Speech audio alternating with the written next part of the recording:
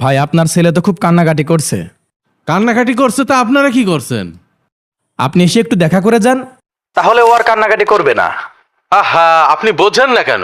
আমি ব্যবসা বাণিজ্য নিয়ে প্রচুর ব্যস্ত থাকি, আমার আসার সময় হবে না। আর হুজুর, আপনাকে তো বলেই আসলাম, মনে করেন ওর কেউ বেঁচে নেই, তারপরও আপনি আমাকে কল দিচ্ছেন কেন?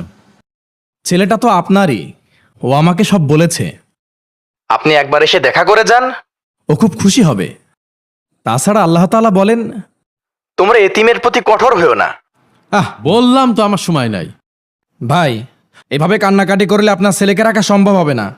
আপনি হয় এসে দেখা করে যান, আর না হলে আপনার ছেলেকে আমরা বাসায় পাঠিয়ে দিচ্ছি।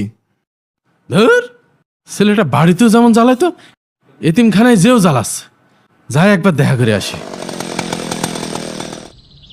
এ আবির, আবির, আব্বু তুমি এসো। তুই এখানে কাঁদছিস কেন?